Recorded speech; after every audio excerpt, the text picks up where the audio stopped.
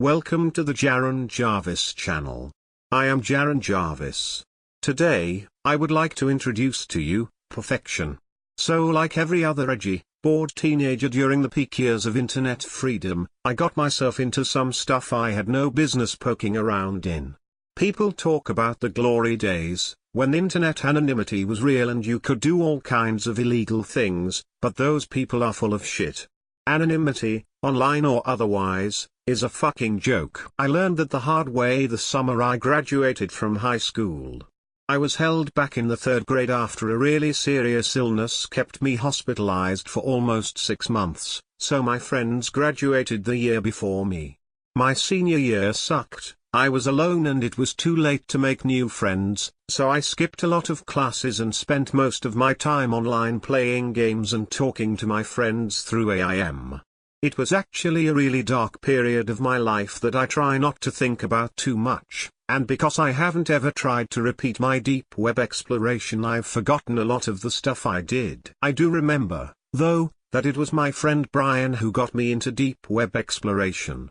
We were all obsessed with 4chan/b/ specifically, and an anon had taught him how to use Tor safely. He'd been mentioning it for a while and I got curious. I asked him about it and he made it sound like a utopia for people like us, who were tech-savvy and, well, nerdy. You could find anything, he said. Any porn you could imagine was yours for the viewing. There were sites offering drugs, which you could purchase and have delivered anywhere in the world. He'd been a part of a few raids too, and I admit it all sounded like a lot of fun. So I downloaded Tor and he taught me how to access the hidden wiki and some other neat sites. It ended up taking over my life. It was like being a kid in a candy store. Suddenly I had access to unlimited movies, games, porn, information of any kind. I stayed away from the really nasty sites, like Violent Desires and anything that had even the slightest hint of containing child porn. Of course, it's impossible to avoid that kind of thing down there, and I saw a fair share. If I'm being honest, it never bothered me much. Neither did all of the very graphic gore. I'm not ill-adjusted or anything, but I've never liked kids much and I'd long since been desensitized by gore. I made it a point to report what I could and move on, but it never stuck with me. After the school year ended I had 3 months to pass before going off to college, and I basically became a shut-in. I spent almost all my time hopping from site to site, seeing what was down there. Most of it was just backdoors to existing sites, but it was still fun to fuck around with things and be a general asshole. I still talked to my friends, but they'd moved on to WoW, and Brian in particular spent less time on the deep web than I did.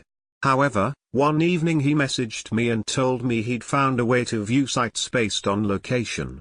I have no idea how he did this, and if he told me I quickly forgot. I assume it was some kind of script, but maybe that's not right. Either way, he showed me how to use it and I started poking around sites that were registered in my state. Most weren't anywhere close to me, so I was just opening tabs, browsing quickly, and moving on. Eventually I came across a site that was registered to someone about 2 hours from me and I opened the page. Whoever had created the site didn't know much about design. The layout was wonky and incredibly ugly, and it took me a while to figure out how to navigate around. The links were the same color as the background, which was just a black screen with the words number 1 Devotee repeating over and over, and highlighting had been disabled, so I had to tab to find any of the links. One took me to a chat that was very active, with people posting every couple of seconds. The usernames were all generic male names, like Brad or Tim, and they were all talking about someone they called Perfection. It was really bizarre. I read the chat for a while, and literally all anyone talked about was how amazing Perfection was and how they admired everything he did. I wondered if I'd come across some kind of weird community that idolized a celebrity. It made me laugh a little, so I kept poking around while keeping the chat open in a separate window. One link led to a bunch of sound clips that were about 30 seconds in length. After listening to a few, I realized they were all just random sounds. A car door shutting. A toilet flushing. The sound of a man clearing his throat. Typing. One was of terrible quality but I could make out a baby fussing. Holy shit, these people were really dedicated. I imagined one of the members creeping up to the house of whoever it was they were obsessed with and recording any sound they could and bringing it back to the community like a treasure. I tried to figure out who Perfection was, but it was strange, his real name was never mentioned anywhere I looked. Another link took me to some kind of digital archive that contained file downloads. Warily, I clicked on one and downloaded it. It opened up a document that was almost 500 pages long, and seemed to be some kind of novel about growing up with Perfection. I only scanned it, but the general gist seemed to be that Perfection and the narrator were obsessed with each other. It read like any awful fan fiction.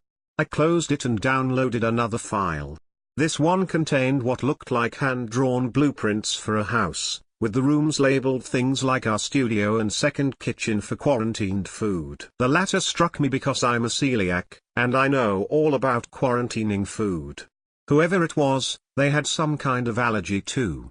Other documents contained inventories of strange items, like Q-tips, clean and dirty, fruit rinds, cups, bits of fabric, and used tissues. I was starting to get really skeeved out. Whoever these people were, they took their obsession a little too seriously for my taste. There was even a forum dedicated to Perfection, which had thousands of threads and even more replies, all having to do with this person. It was overwhelming, in a way. As I opened another link, which led me to a gallery of photos, I checked the chat and found, to my surprise, that it had stopped completely. No new messages had been posted in at least 5 minutes, and I felt a pang of paranoia. Did they know I was here? Would they be angry? I typed a quick hello. Just browsing, don't mind me, in the chat box and went back to the gallery. A little ding signaled a reply, but I ignored it and waited for the first image to load. It was a very grainy shot of a woman with a baby. They were exiting a hospital, the woman in a wheelchair. She looked down into the baby's face as the nurse pushed her toward the curb. The woman was familiar, but I couldn't place her, and the photo was of such poor quality that it was impossible to make out any defining features. The next photo showed the same woman and child playing in their living room. The baby was on its back, reaching up toward a hanging toy. Every photo I opened was of the woman and baby, but I noticed that as the series went on, the baby began to age, and the woman was featured less and less. And some of the photos were incredibly strange. Some were zoomed in on items the child was holding, almost to the point of being completely out of focus. Others were of footprints, or broken branches. One was of a used potty chair, almost like the one I'd had as a kid, that had been taken outside onto the lawn. Whoever was taking the photo was holding a piece of stool in their hand. This is when I started to really get unnerved. Clearly the community that ran this site was obsessed to the point of madness about this person, Perfection, and suddenly I didn't want to be a part of it anymore. I closed the window and the chat pinged again. This time I checked it. Are you proud of this world? The message was from a user named Steve. I frowned and typed back. What? You must be so proud. What do you think? I had no idea what to say. I hesitated. They typed another message. It's okay, don't be shy. My house is your house. Look around. It's something. You guys are really obsessed with this guy.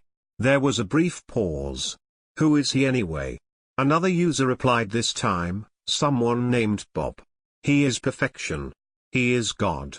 I live my life to serve him so that one day he may grace me with his approval. This world is far too filthy for him. I must continue to create our utopia. These people were fucking crazy. Clearly I'd stumbled on some kind of community of superfans and I felt a little angry. How do you know he even wants you guys to do this? This is a pretty huge invasion of privacy. Someone else replied, Terry. We are in love. Those who keep us apart will be destroyed. I typed faster. He doesn't even know who any of you are, you fucking idiots. Get a grip. The whole self-insert thing is cringy enough, but this is also fucking over the top. Steve replied again. What have I done to upset you? Nothing, I just think it's fucking weird that a bunch of random people have been apparently spying on someone and stealing their photos and stuff. There is only room for the two of us. The message caught me off guard, but before I could reply, every user I'd been talking to replied simultaneously. Are you proud of me? I felt a weird wiggling in my gut. Something was wrong. Does this house suit your needs, perfection? I started to type back, but it was like someone struck the back of my head with a hammer. My heart was hammering as I reopened the gallery of photos. The hospital photo was grainy, but suddenly the woman came into focus and I made a choked sound of alarm. I scrolled to the bottom of the gallery and opened the newest photo, which had been posted only an hour before.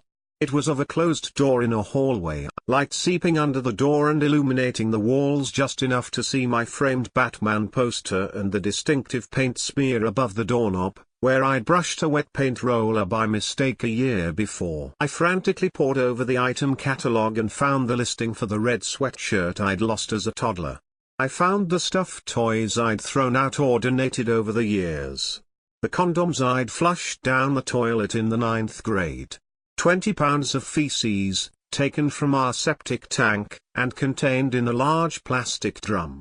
I found my 8th grade report card and the Valentine I'd thrown in the gutter that same year out of crippling anxiety. The chat pinged again. I love you more than you will ever know. You are my perfection. I sat numbly as messages began spamming the chat, all from different users. I love you. I love you. You are God. I'll never leave you. Perfection. Perfection. Love you. My Lord and Savior. Never leave you. I ripped the power cord out of the wall and flew out of my chair. I closed every curtain in the house and locked every door. I opened every cupboard and closet and looked under every piece of furniture until I was sure I was alone, and then I curled up under a blanket in the farthest, darkest corner of my closet and went to sleep out of some kind of shock response. When I woke up, I took my computer apart and buried it in the woods behind my house. I told my parents that it had suffered a fatal short circuit and had caught fire. They bought me a new laptop, but I could only bring myself to use it when the internet was disabled. I never found out who Devotee was. I've developed agoraphobia, and I rarely leave my apartment. It's been almost 5 years, but I still take my trash to the dump and have it incinerated. When I do go out in public, I wear large hats and sunglasses. I do everything I can to blend in and stay under the radar. My computer was unearthed and taken from its grave, but I am not sure when. I hope I never find out. I still panic whenever things around the house go missing.